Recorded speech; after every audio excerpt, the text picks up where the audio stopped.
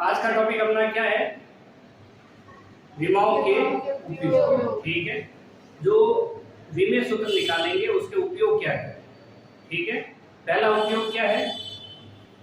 एक मात्रक पद्धति से राशियों को दूसरी मात्रक पद्धति में बदलना।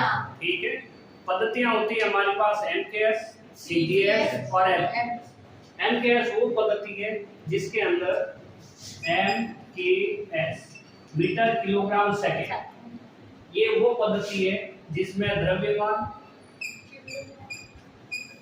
मीटर, पहले लंबाई ले लेते हैं। ठीक है, लंबाई ये देखो मीटर लिखा हुआ, किसमें होगी? मीटर। ये फिर द्रव्यमान केजी, किलो, ग्राम, ये है द्रव्यमान। फिर तीसरा है समय। एमकेएस पद्धति वो है जिसमें लंबाई मीटर में, द्रव्यमान किलोग्राम में और समय सेकंड में लिया जाता है। ठीक है, ये इसकी परिभाषा ये लिखेंगे। दूसरा सीडीएस सेंटीमीटर ग्राम सेकंड, पढ़ते क्या है इसको? Centimetre gram second. तो सेंटीमीटर, ठीक है, सेंटीमीटर लंबाई सेंटीमीटर में, द्रव्यमान ग्राम में और समय सेकंड में लिया जाता है। सही है। नेक्स्ट एफपीएस पद्धति, फुट पर सेकंड। फुट इसकी मात्रक है लंबाई, तो हम लिखेंगे फुट पर सेकंड। ठीक है, और सेकंड। वापस देखो, पद्धतियां कितनी है? तीन, मुख्य रूप से तीन। ऐसे ही पद्धति और है सिस्टम इंटरनेशनल, वो इनसे थोड़ा अलग है, उसके बारे में डिटेल से देखना होगा। अभी देखते हैं हम एमकेएस पद्धति। एमकेएस पद्धति में परिभाषा में लिखना है क्या है कि एमकेएस पद्धति वह पद्धति है जिसमें लंबाई मीटर में, द्रव्यमान किलोग्राम और समय सेकंड में लिया जाता है। सही है कि नहीं? दूसरा सीडीएस पद्धति। सीडीएस पद्धति कौन सी है? जिसमें लंबाई सेंटीमीटर में, द्रव्यमान ग्राम में और समय सेकंड में लिया जाता है। ठीक है, फिर एफपीएस पद्धति क्या है? जिसमें लंबाई फुट में, द्रव्यमान पाउंड में और समय सेकंड में लिया जाता है। सिंपल सी बात। ठीक है, ऐसा ही पद्धति सिस्टम इंटरनेशनल, अंतरराष्ट्रीय पद्धति कहते हैं। ये एक विस्तृत पद्धति है, परिमेयकृत पद्धति है। ठीक है, इसके बारे में हम देखेंगे।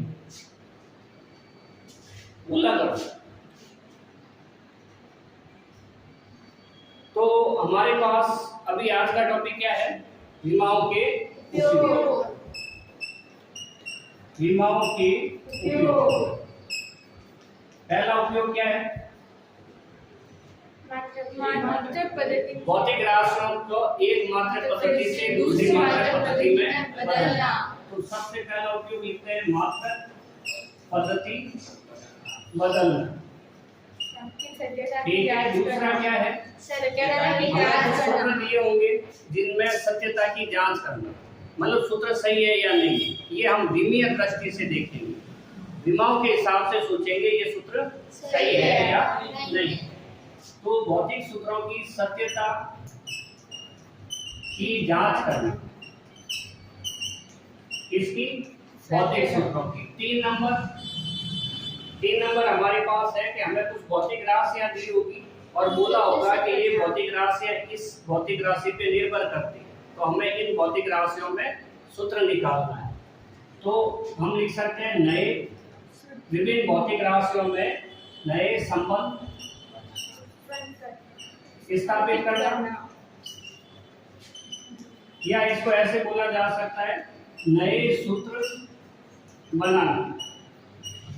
नए सूत्र बनाना। नए सूत्र ऐसा नहीं है कि हम पहली बार हम ही बनाएंगे, ये सूत्र ऑलरेडी बने हुए हैं।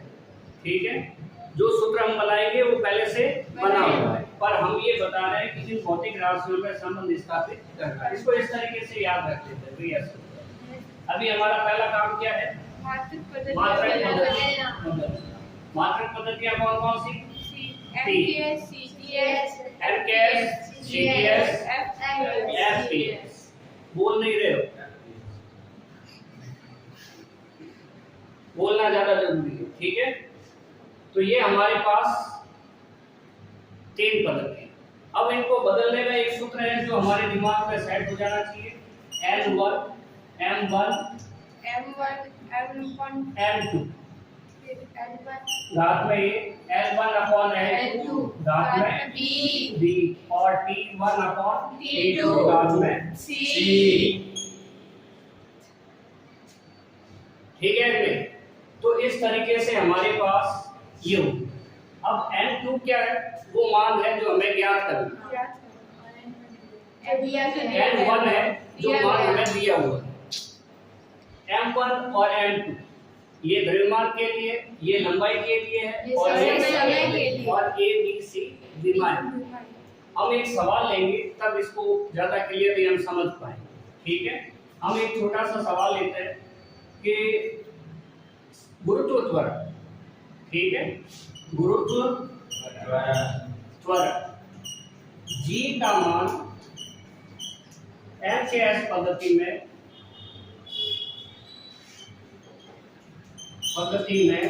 9.8 मीटर प्रति सेकंड स्क्वायर है। अभी हमने देखा एमकेएस पद्धति में मात्रक होता है मीटर, किलोग्राम और सेकंड, मीटर, किलोग्राम और सेकंड। तो यहाँ पे मीटर है, सेकंड है, इससे हमें पता चलेगा ये एमकेएस, और पता करने की जरूरत भी नहीं, यहाँ पे लिखा हुआ, ठीक है, दोनों ही बात है।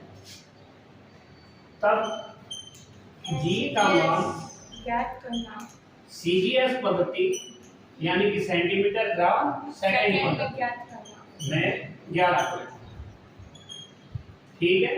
तो अपना तरीका सही है कि N2 बराबर N1, फॉर्मूला लिखेंगे M1 अपॉन M2 घात में A, L1 अपॉन L2 घात में B, T1 अपॉन T2 घात में C। सही है। अब यहाँ पे हमें क्या देखना, जो पद्धति ज्ञात है उसके लिए 1 1 1 है सारे, और जो पद्धति अज्ञात है उसके लिए 2 2 2 है। सही है। कैसे देखते हैं कि ज्ञात पद्धति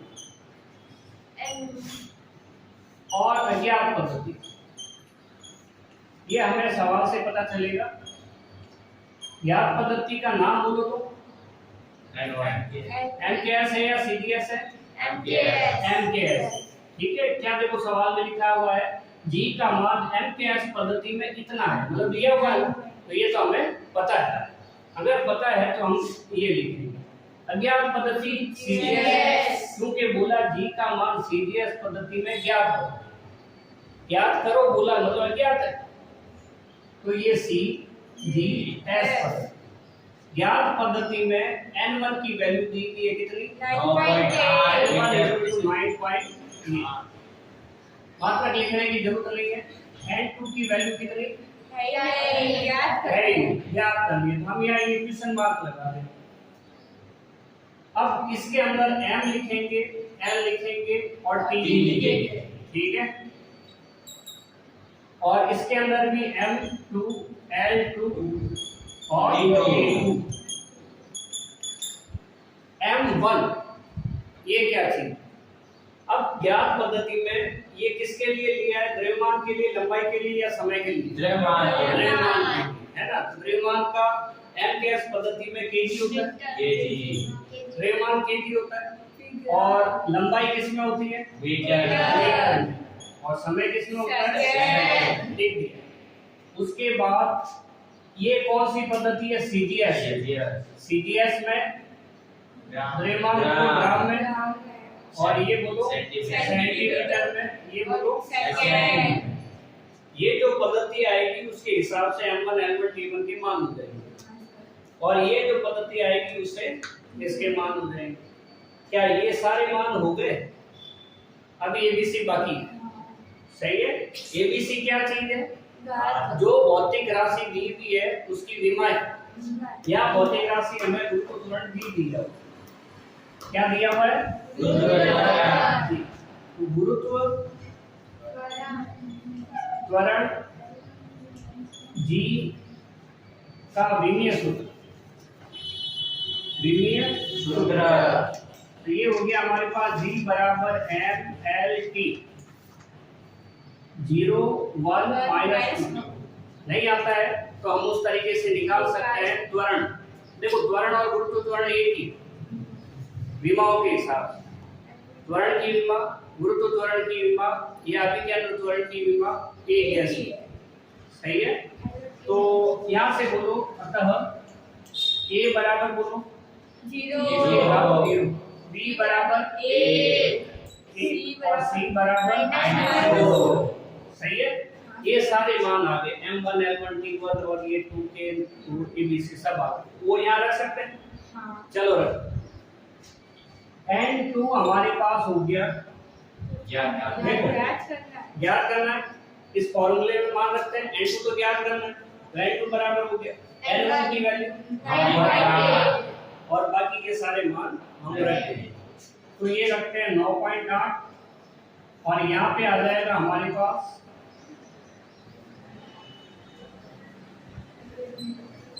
ठीक है, घातों में ABC है ABCF 0 1 -2, ठीक है। चीजों को ध्यान रखना, ABC की जगह हमने लिखा है 0 1 और -2। M1 की वैल्यू kg, ठीक है, और इसकी वैल्यू ग्राम में, तो ये हमने लिखा kg और ये ग्राम, सही है। सेकंड मीटर अपॉन सेंटीमीटर, ये मीटर और सेंटीमीटर और ये सेकंड और ये सेकंड। हम फिर बता रहे हैं ऊपर की साइड एलकेएस पद्धति आएगी केजी मीटर सेकंड, नीचे सीडीएस पद्धति आएगी ग्राम सेंटीमीटर और सेकंड। अब हमें ये पता है कि 1 केजी कितना होता है ग्राम में 1000 होता है, तो हम ऐसा लिख सकते हैं 10 हाँ ग्राम अपॉन ग्राम, हालांकि यहाँ पे पावर में 0 है और किसी की भी घात पावर 0 होती है तो उसकी वैल्यू 1 होती है, सही है। यहाँ पे मीटर है हमारे पास, तो हम इसको 100 centimetre upon centimetre, power 1 second से सेकंड कैंसिल हो गया, और इसकी पावर जब 1 की पावर -2 बनेगी तो इसकी भी वैल्यू कितनी हो जाएगी 1। वापस देखना हमने क्या किया, यहाँ 1 किलोग्राम में 1000 ग्राम, तो हमने 1 किलोग्राम की जगह 1000 ग्राम लिख दिया ताकि ये ग्राम से ग्राम यूनिट कैंसिल हो जाए, ये सेंटीमीटर, ये 9.8। अब यहाँ पे 1000 की पावर कितनी आ गई 0, यहाँ पे 100 की पावर कितनी आ गई 1, और यहाँ पे 1 की पावर -, इसकी वैल्यू तो 1 होती है, इसकी भी वैल्यू कितनी होती है इसकी, तो हमारे पास रह गया N2 बराबर 9.8। किसी संख्या या किसी भी चीज की घात 0 होती है तो उसका मान 1 होता है, तो हम इसकी जगह क्या लिख सकते हैं 1। ये 100 की पावर 1 100 लिखेंगे, और अगर मान लो पावर 2 होती तो 100 × 100 10,000, पावर 3 होती तो 100 × 100 × 100 लिखते, सिंपल सी बात। तो हम यहाँ लिखते हैं a की पावर है इसलिए। अब उसके बाद हमारे पास हो गया N2 बराबर 9.8 × 100, एक और एक को तो लिखने की जरूरत नहीं, पॉइंट हटा दो, नीचे 1 और एक संख्या के लिए 0, 1 0 से 1 0 तो कितना रहा 980। इसका मतलब ये हुआ कि गुरुत्व त्वरण G का मान सीजीएस पद्धति में 980 होगा, सही है। तो लास्ट में स्टेटमेंट लिखना जरूरी है, गुरुत्व त्वरण G का मान सीजीएस पद्धति में 980 होता है। सोचो अगर मात्रक लगाना हो सीडीएस का तो क्या लगाएंगे, ये मीटर का सीडीएस क्या हो जाएगा सेंटीमीटर प्रति सेकंड, ठीक है, बिल्कुल बढ़िया, सेंटीमीटर पर सेकंड, सिंपल है। कैसे देखो हम यहाँ देख रहे हैं कि हमारे पास मात्रक पद्धति बदलने के लिए ये सूत्र है, एक कोई सवाल दिया हुआ है, ये सवाल कोई भी हो सकता है, ठीक है।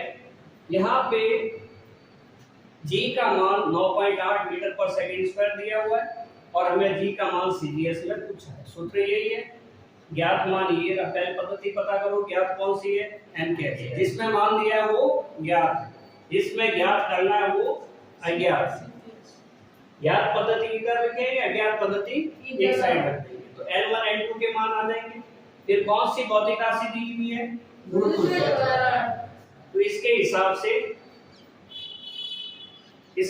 से विमा लिखेंगे। गुरुत्व त्वरण की विमा होती है ये, नहीं आती है विमा तो हम करेंगे त्वरण बराबर वेग बटा समय, ठीक है, और वेग का करेंगे विस्थापन बटा समय, तो ये करेंगे विस्थापन बटा एक और समय, विस्थापन का L1 और नीचे दो बार समय के ऊपर सही है, तो ये इस टाइप से हो जाएगा। सारे मान हम इस सूत्र में लिख देंगे। फिर संबंध देखेंगे कि ग्राम और किलोग्राम में क्या संबंध है, मीटर और सेंटीमीटर में क्या संबंध है, वो यहाँ पे लिख देंगे ताकि ये मात्रा कैंसिल हो जाए। और फिर यहाँ पे घातें कितनी है उसके हिसाब से इसको सॉल्व करते हैं, ठीक है। एक सवाल और करते हैं, एक न्यूटन में कितने डाइन, एक न्यूटन में कितने डाइन होते हैं, ये अगला सवाल है, ठीक है। 10 की घात 5 करेंगे तो भाई ऐसे कैसे, ठीक है, मिटा दे सवाल ही, ठीक है। देखो देखो इधर ये ए तो है, ये सूत्र तो वही रहेगा। अब देखो एक न्यूटन में कितने डाइन होते हैं।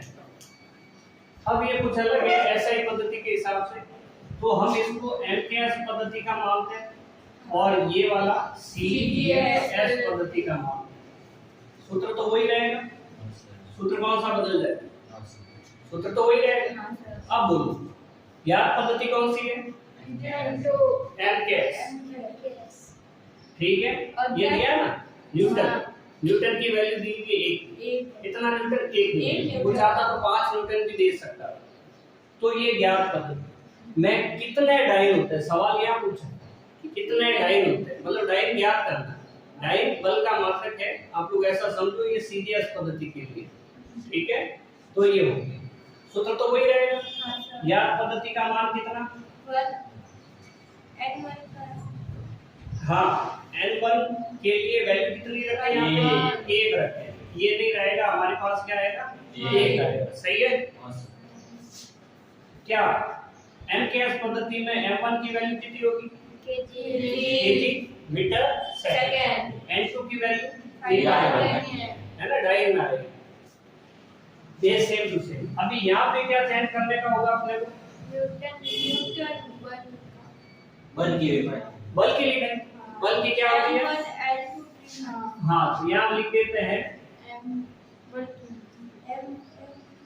बल का विमीय बल F का विमीय सूत्र, ठीक है।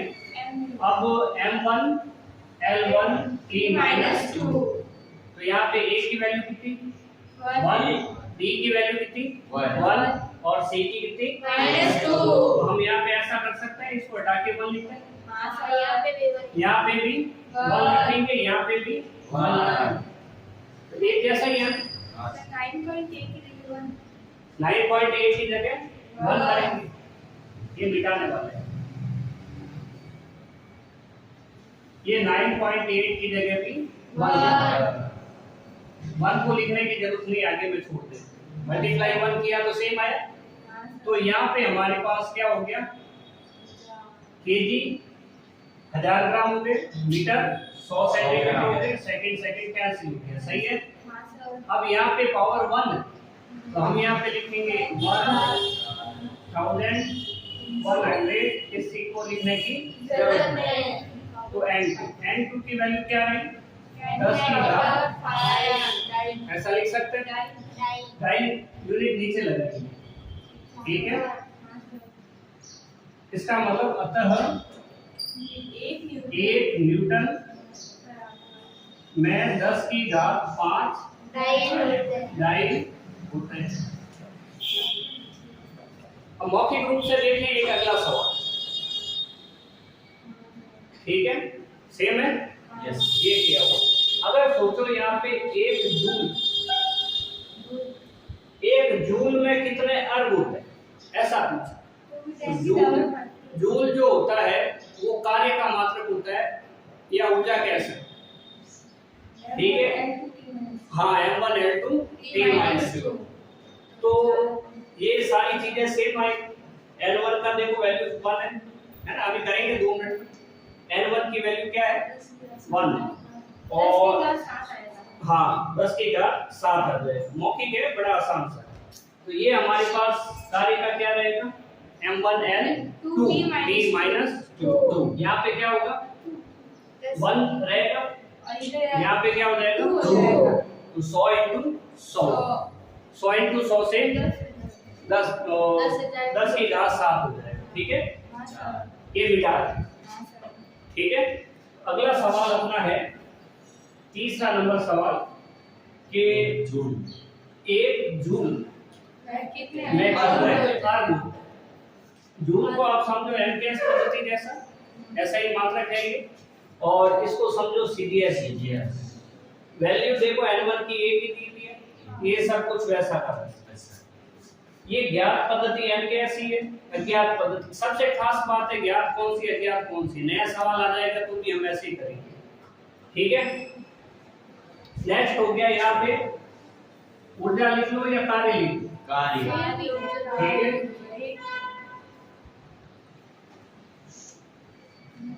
तो हम लिखते हैं कार्य W का विमीय सूत्र M1 L2 T-2। तो B की वैल्यू यहाँ चेंज होगी और B2 हो जाएगा, और यहाँ पे हो जाएगा M1 L2 T-2।